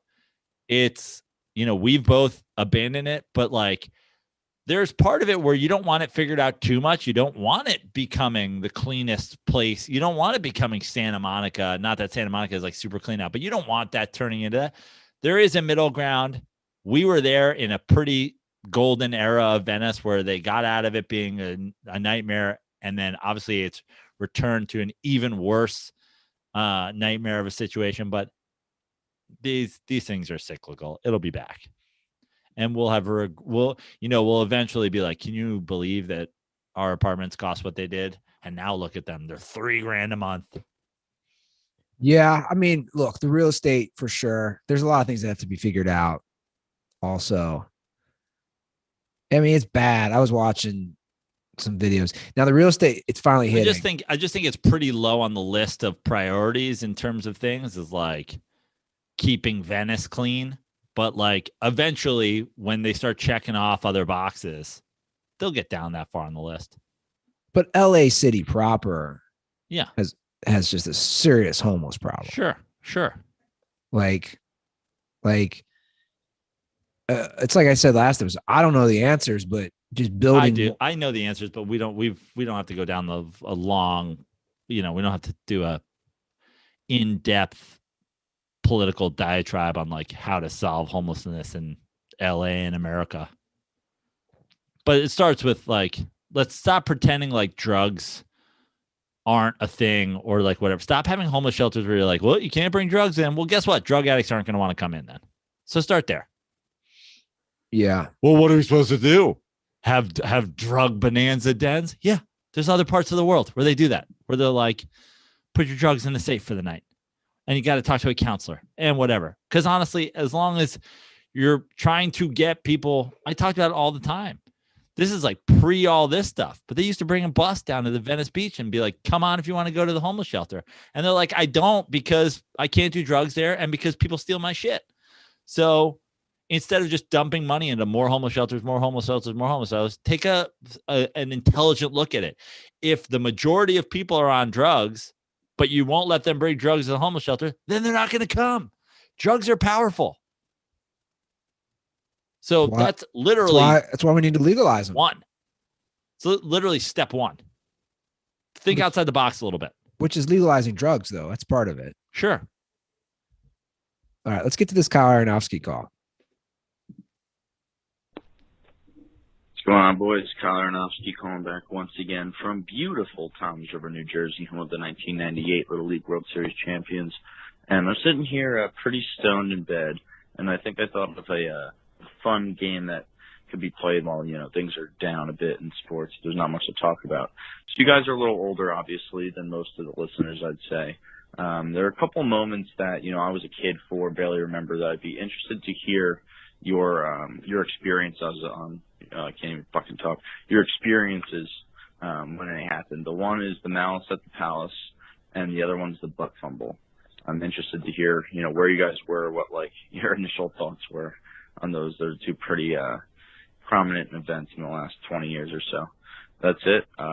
Time's up for my drug dealer because I'm out of weed. So I know where I was for the Malice at the Palace. I was in the 1-1, the famous 1-1 in Brooklyn, New York. I'm going to give dates real quick. I have the dates. 2004?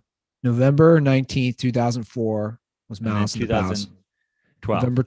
November 22nd, 2012 was the butt fumble. I have no idea where I was for the butt fumble. I can tell you with one. It was Thanksgiving. Oh, was it? Yeah. It was the night game. I can tell you exactly where I was. I have no idea where I was. The butt fumble, I was at home. That's when I was a nanny, and I had been at the. By the way, putting these on the same level is ludicrous, but please continue. I agree.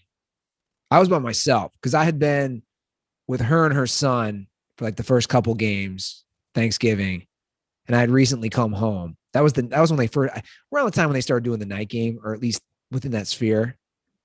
And I remember that was one of those things where I looked up, right, the TV, and I was like, what? And, but yeah, I remember how funny it was, but I was also by myself Thanksgiving night. I have no idea where I was for the butt fumble. No clue. Thanksgiving 2012. I could figure it out, but I have no recollection. I have a vivid recollection of where I was for the Malice in the Palace because it was an ESPN Friday night game. Friday night national game. I was at the 1-1 pre-game to go out. And we just loved it. We were just we were like, this is the best. Crazy that it happened on national TV. Yeah. Yeah. And I remember exactly where I was. I was sitting in my kitchen. We had a kitchen counter with bar stools set up at it, and I would sit behind that and watch TV. Was watching it right there. Remember it happening, and remember being like, this is epic. So I wasn't a big NBA guy, as far as, I didn't, until I moved to the West Coast, I didn't watch much regular season. I just didn't. But they started having more games on. I'll never forget, your girl like this. I was in the Central West End. I was in my 5th year at St. Louis University. Yeah. I was at a bar in the Central West End. What was the date on the Malice in the Palace? The Malice in the Palace was. Oh, I already deleted the call. I think it was November 19th, 2004. Okay. So the Pistons were defending champs at the time, correct? I think is what it was. Yeah. Yeah, they were. But I was in a bar with some of the guys in my fraternity. Same thing, pre-gaming. It was an early pre-game. Not many people were in the bar, right? Or at Central Time as well. And I'll never forget, I was drunk and I was buzzed up, and it happened, and it was surreal. I remember all of us guys were like, well, what is happening? And of course, we're watching as they re-show the replays. And Ron Artest going into the crowd. It was so surreal. And it was more surreal that I was watching it in real time. That's what people got to remember. We watched that in real time. Yeah. It was an ESPN Friday night game, and they didn't do nearly as many national TV games as they do now. Yeah. And I just remember, it's crazy looking back on it. Like I said, if I was in my apartment back at school, I'm probably not watching. That game's probably not on. We're probably playing drinking games and just listening to music or whatever. But the fact that I was at a bar and it was on, it was surreal. Crazy. Yeah, so crazy. I mean, we watched hours and hours of replays and replays. Hours. I remember pre-gaming to go out, always had NBA on at my apartment, especially that time of year, November. Always had NBA. If it wasn't the Knicks game on MSG, it was the national game. Just like, we're going to drink, we're going to hang out. You know, that's a 7 o'clock probably Eastern game or an 8 o'clock Eastern game. It's a Friday night. We're not going out till 10, 11, who knows what time in New York. Hang out, drink, pregame at home, go out. And the same thing. You're drinking at home, you're watching hours and hours of replays, and then you go out. It's still on all at the bar. Dude, it was so crazy. And I continued to drink all night. I remember waking up the next day and almost saying, did that happen? Yeah. Did that craziness happen last night? And like you said, they're just showing for days, weeks. I love seeing fans get their ass kicked too. Yeah. There was great. something about fans just getting Remember jacked, Turtle getting knocked out? just getting clocked in the head. Something about that. I was like, yeah, fuck this guy. Like, you can talk shit to these NBA guys. Yeah. And you can get away with it in the past. Not now. Not with Ron Artest and Steven Jackson out there. Oh, Yes, my God. Fuck with the wrong team. Lucky Steven Jackson didn't have access to his locker. He would have shot I'm going to get my other gun and shoot everybody. Craziness. Okay, I'm reloading. I mean, that's one of those to watch in real time. Again, that's not like a World Series or like a Super Bowl. That's one of those that you'll never that I don't know where else I'd put up there as far as something I was watching in real time where you're like, holy shit, this is happening. Yeah. All right, time for some shade my way. Oh boy. Hey, Praino. Hey, Ruther. This is Nathan, the #1 Wisconsin Dirtball. First-time caller, long-time listener. Just giving a quick call because I have a problem with Ruther getting the Kings Island pass as a nearly 40-year-old single guy. I understand that you're not going to be going by yourself and you're going to be going with your family. You want to go with your nieces and your nephews, but I still think you're too old for that shit. You need to grow up. I think that's too immature. But thanks. Bye. Man, shots fired. So I'm going to play both sides here because, first of all, like you said, and like you said, you're going with your family. You're literally taking nieces and nephews. You could essentially take your niece and your nephew. Like, if your brother can't go and like whatever, you could be the guy. You may as well have a pass. Now, listen, could you use Brad's pass or whatever? Like, probably, but like, is it worth? It's worth $120 not to even deal with like the getting arrested, sneaking in on somebody else's season pass or whatever. Now, flip side of the coin is, I feel like you owe Aaron Maharis a real apology. I feel like he's listening somewhere. He's wearing Mickey Mouse ears that have a script Aaron written on the front. And while he redlines like a contract for the law firm he's probably interning for. And I think you owe Aaron an apology because you roasted him for being a 20-something with the season pass to Disneyland. A little different though. It is though. He's going with his girl on like NFL Sunday, dude. Again, I'm going with 3 through 9-year-olds. And like you said, some days when mommy and daddy have to work, Uncle Andy's going to take you to Kings Island. I mean, there is an old Uncle Andy. There's an Andy where it was like, I'm not taking you to Kings Island. You're going to a Reds game. You're going to like it. No, but I'm saying, we've softened up through the years. We're taking edibles. I've never been that way with the kids. I've always been chill with the kids. I've had issues for sure and other things, not with the kids. No, I've always been chill, and I'm taking them to Reds games too. No, look, I'm doing this. Here's the thing about Kings Island, especially versus like Disney. Every time I hear Kings Island, it just makes me want those Kings Hawaiian rolls. Just want one of those. It's also a very family park. It's like somebody was at, Dirtball. We were tweeting about like Cedar Point's like a roller coaster purist. Does that make sense? Like Kings Island is very family. There's so many family rides, and there's a water park. And I will say, full disclosure, before bed the other night, I went down a deep Kings Island rabbit hole on my iPad, like watching videos of the coasters, looking at the Wikipedia. I forgot a bunch of these sitcoms that were filmed there, that the Brady Bunch did the episode there. And then here's some fun facts, though. You're going to like this. People who have worked at Kings Island. Carmen Electra started her dancing career at Kings Island. Just kids getting on roller coasters with full boners.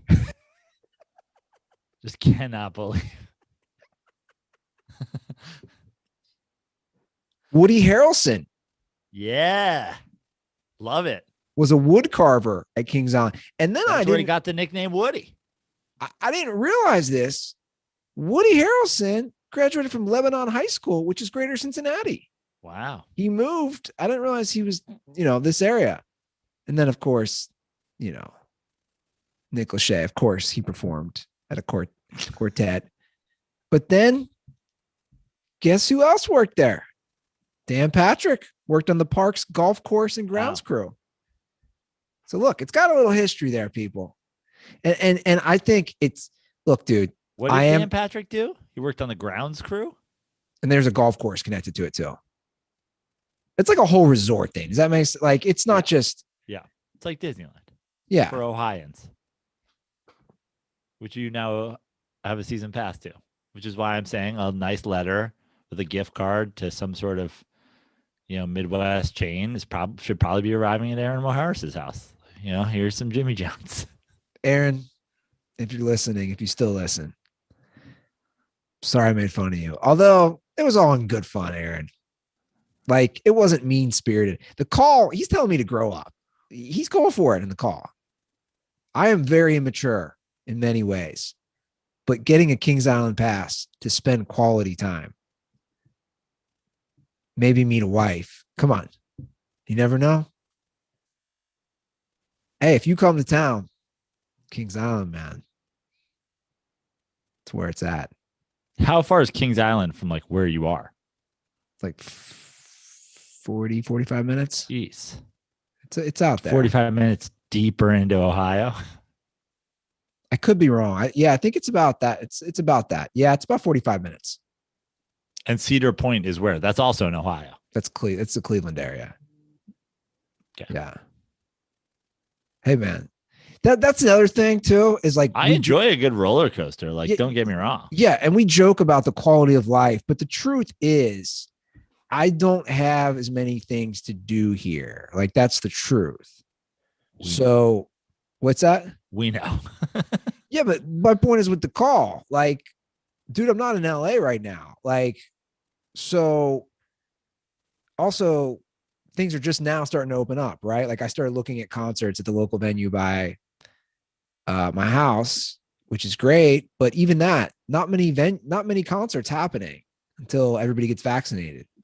LeBron. So everybody go get vaccinated, and then this won't be a problem. But I just want to let you know, I played that call for some of my family members, and they're going to find out where you live. So FYI, buddy. I like how you proclaimed this the number one ranked Wisconsin DirtBall. Like, I love the number one, claims. I love them. Yeah. I'm all for it. I think it's funny too. Do we have time for Sure we do. I got nothing to do today, Andy. My Wednesday's wide open. You can play 2 more calls if you want. I don't care. All right. I'm gonna play this call. This is for you, mostly you, because you're the hat guy. Yo, what's up, boys? This is Alex Walters coming from the most dangerous city in the nation, Stockton, California. I got a question for Joe specifically. I don't know if you guys have seen this, but on the internet there have been a big trend of people wearing hats that have no correlation to the team's colors or anything whatsoever, like people wearing red and white Dodger hats or pink and navy blue Yankees hats. And I know with Joe being a big hat guy, I'd probably be pretty curious about his take on that, whether he's for it or against it or just anything about it. Andy gives his opinion too. It's always interesting to get some clothing or fashion topics on the show. So stay dirty, boys. Well, my answer is layered, but the first one is I'm 100% for it in some regard. I have multiple hats of teams in different colors. Now, majority of mine are like my teams. So like I have a black and white Mets hat. We have the Mets have never worn this hat. It's black and white. Now the Mets had black hats back in the day, black with blue brims and blah blah blah. And I hate them, and I've never owned one. Actually, I've owned a black one, but not with the blue brim. Blue brim disgusts me because black and blue should not be worn together. Anyway, I have a black and white Mets hat. I have hats of other teams that don't fit, and I'm okay with it because I like to support my team. And then also be able to wear it with stuff that doesn't like an orange and blue Mets hat doesn't necessarily go with like my everyday wear. And so I like to have the option to support my team with different wears. Now, that being said, here's where I draw the line. You're not allowed to have, in my opinion, colors that like look like a team that is your rival. Or look like your team. Basically, like I don't want a Mets hat that looks like another team's hat. Does that make sense? Like I wouldn't wear a Navy Mets hat with red NY on it. It's like, what is that? A Red Sox hat? Was that a Braves hat? I would never wear a red Mets hat because we obviously have the Nationals are in our division. We have the Phillies in our division. I've seen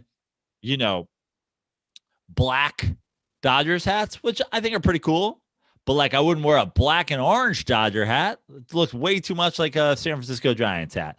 So I think it's on a case by case basis, but I'm okay with it unless it's like strange. Like I've seen a million red Yankees hats, and like people wear all over New York wear like a red Yankees hat, and you're like, okay. I don't wear a lot of red personally. I mean, I'm wearing a red hoodie right now. Shout out to Kevy Kev for the gift, but I don't wear a lot of red. Now I've seen, pink hats. Okay. That's like, girls are going to wear a pink hat, whatever. Green hats. Okay. They always do a green hat around St. Patrick's Day for every team during spring training. All right, whatever. I'm okay with it. I just don't want to be, I would never wear a navy Mets hat with a white NY on it. Because then people are like, what is it, fucking Yankees hat? Like, never. But that being said, a hat of your team that suits your outfit, provided it doesn't look like the colors of another team, I'm okay with. Look, I don't know. I'm a little different than you. Like I think it's just somehow it's too far out there at times. I'm more of stick to mostly your team colors. Yeah, if it's, if there's a St. Patrick's Day green, I knew that was always like it's like a popular Pete Rose jersey when the Reds did that like in the 80s, because they used to not really do that like they do now. I get it, but I just like, I agree too. Like you can't have, dude, if you have your rival's colors, like what? I also think there's something like, and maybe this is, but like Mets hats, Yankees hats, Dodgers hats, repping LA, New York. Like I see a black Dodgers hat. I almost don't even think Dodgers. I just think, okay, they're wearing an LA hat. You know what I mean? They're wearing a New York hat. Whereas like if you're wearing a Cubs hat, it's a Cubs hat. You know what I mean? Like maybe that's me being biased because like New York or whatever, but like, I don't know. You wearing a San Francisco Giants hat? It's a fucking San Francisco Giants hat. Like, yeah, you wear a black Dodgers hat, you're Denzel Washington. You know what I mean? I'm like, I'm okay with this. You're just repping LA. Sure. I wear my black New York Mets hat all the time. I don't have any hats of teams that I like that aren't their colors. That's just me though. But you're the hat guy. You probably own 50 hats. 90 hats. 90. At least. That's insane. All right, let's finish up with one last call, and we'll get through everything. What's up, Joe and Andy? It's retired stripper DirtBall Bryson calling from Nashville. Keep this one short and sweet, man, but watching a lot of NBA games this year, and these refs are getting out of control with these technical fouls. And Montrezl Harrell screens and one as he's going up with the layup, as everyone does in basketball, and he gets teched up. He gets a T. And I'm like, let me fuck. Then they get rid of Devin Booker in an overtime close game for a stupid tech. You know, and remember Draymond Green got technical for yelling at his own teammate one time. And so I'm just curious, guys, are we going to start holding these refs accountable and fighting them like we fight all these other players for the dumb shit? Because it's really ruining the game, and a lot of people have been talking about it lately, so I just kind of wanted your opinion on it. Stay dirty, boys. I 100% agree. Yeah, I was gonna say I feel like this goes all sports, like, but I feel like it doesn't happen in football as much. Maybe not football, but baseball and basketball somehow. Baseball and basketball have become ref shows. Yeah, I was just about to say somehow it's turned into all about the ref and the ump, which I don't understand. Never forget me trying to ruin Adam Hamari's wedding. That's like 5 years ago now. Like he deserved it. These refs are out of control. These umpires are out of control. Be seen, not heard. I shouldn't know your name. I shouldn't know your name. Bottom line. If I know your name, you are doing too much. Don't do too much. And yeah, I totally agree. They're so quick with the technicals. You've got to be like, listen, I understand the move a couple years ago, like the outward show of disgust on a bad call, because I think players can show up referees and can show up umpires without saying something with body language. So I don't mind bad call, aggressive body language, technical, but for an and one, for a whatever. And also I hate the NBA refs love to throw out first technicals and then literally let players do whatever they want for the second technical. The amount of times Draymond Green should have been kicked out of games, but he already had one, so they're not going to do it. It's like there should be a standard. It should be if a guy curses you out, just like it's always been. And otherwise, you know, unless somebody's fighting or unless somebody's calling you out or unless somebody's making an over-the-top physical move to show their disgust that can be caught on camera, then don't give a fucking technical foul out. Yeah. Players are bitches, though, too. I feel. I feel the players nowadays, all sports, again, especially football and basketball, you guys just whine and whine. And listen, I agree with you, but also that's the gamesmanship because we've let this stuff happen where you can always change it. You can, but like my problem is, see, here's my problem. And my problem is the critique of the guys, like the people like LeBron's a bitch. It's like this is a thing where the NBA superstars have gotten calls because refs are a joke and they would just give you calls if you're a superstar. So now if you're a superstar and you don't get a call, you start whining for it. Then you got the European players, the European movement in the NBA. They bring over the whole soccer flopping attitude. But it's like Manu made an entire career out of flopping. The Spurs make they have a dynasty based on like a French guy and a, Argentinian guy flopping all over the place. And then what? The whole rest of the league's not supposed to do it. So yeah, you let this get out of control, figure it out. We had the whole flopping. We're going to find people for flopping, but we didn't.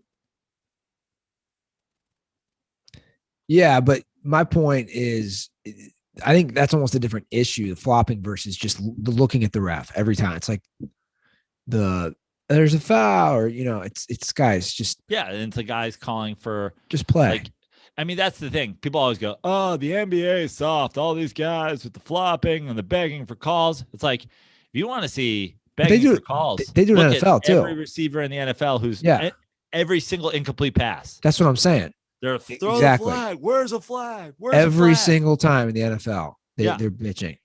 The quarterback's bitch. Oh, it's a late hit. Put it out there. Yeah. Every single time. But to be fair, you have to, and I think that they absolutely should do this, is have a standard that's across the board. if Tom Brady gets to go to every Super Bowl, every time it goes like that, they throw a flag 10 minutes after, then like everybody's going to do it.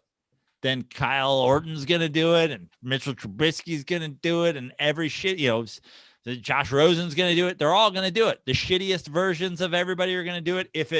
If the big names get the call when they do it, everybody's going to follow suit. The same way everybody, and this is why Chris Webber should be in the Hall of Fame, same way as everybody wore baggy shorts and black socks. It's like when the good ones are doing it and they're seeing it work, then the bad ones are going to do it. So stop the Tom Brady's from doing it. Stop Michael Jordan from getting every call for history, and maybe you wouldn't have an entire league that flops. All I know is I tell my third grade basketball players to not deal with the refs. You let me handle the refs. And they should get that. You guys just worry about standing for the Pledge of Allegiance. You guys, we didn't do that. You guys, we did a Hail Mary before every game. It's the Catholic League. You guys just focus on playing. You guys make sure that if Pepe Le Pew takes that ball to the corner, you guys trap him.